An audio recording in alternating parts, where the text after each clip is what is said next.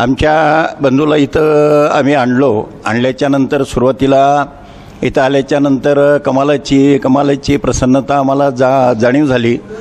एखादं हॉस्पिटल म्हणल्याच्या नंतर असं थोडंसं घाण वगैरे त्याचा वास वगैरे दुर्गंधी वगैरे येत होती. पण या हॉस्पिटलमध्ये आल्याच्या नंतर आम्हाला एखाद्या मंदिराचा भास इथं होत होता. प्रत्येक आपापल्या कामामध्ये गर्क होता. ते सुरुवातीला आम्ही इथं आल्याच्या नंतर आम्ही तिथे गेल्याच्या नंतर आम्हाला एक नंबरचे उपचार मिळाले. आमच्याकडे अगदी जगदंबेच्या नैवेद्यासारखं लक्ष देण्यात आलं. इथले नर्सेस असतील, दीक्षित मॅडम असतील, गायगवळी मॅडम असतील, यांनीसुद्धा आमची अतिशय चौकशी केली. वेळेवर सर्वजण येऊन गोळ्या व्यवस्थित देणं, उपचार देणं हे इथं चालू होतं. इथली स्वच्छता बघितल्याच्या नंतर मी माझ्या आयुष्यामध्ये कुठेच एवढी स्वच्छता बघितली नाही, एवढी सुंदर स्वच्छता इथं आहे. आणि ही स्वच्छता बघितल्याच्या नंतर मला मंदिराचा भास होतो. हे मंदिरापेक्षाही जास्त आहे. कुठलेही कानाकोपऱ्यामध्ये गेल्याच्या नंतर सगळीकडे स्वच्छता आहे. जाळी जळमटं वगैरे इथं कुठेच नाही आहेत.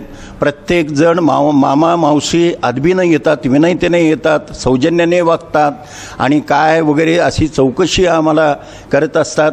आमचा पेशंट एक नंबरचा तयार झालेला आहे आणि आमच्या भावाचे जे काही हे होतं ते उपचार ते करून आमच्या भावाची इथे शस्त्रक्रिया यशस्वी झालेली आहे.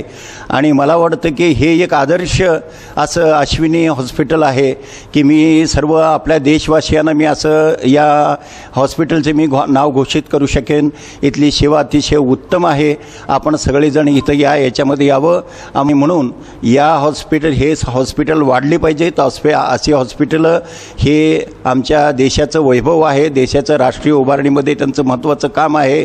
आणि इथल्या प्रत्येक माणसाला बघितलं, प्रत्येक माणूस कामामध्ये गर्क आहे. इथला कोणीच कोणावरती दुसरी जबाबदारी टाकत नव्हतं.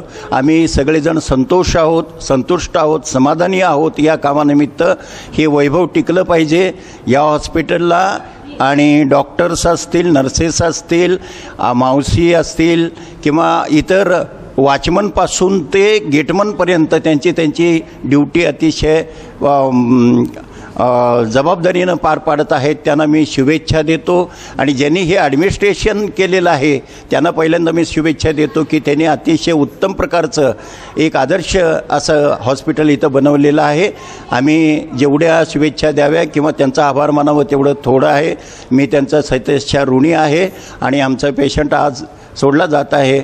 आम्ही आनंदी आहोत. आणि मी इथं हे करून इथल्या सर्वांची डॉक्टरपासून ते सर्वांचे मी आभार व्यक्त करतो, ऋण व्यक्त करतो. धन्यवाद. थँक्यू.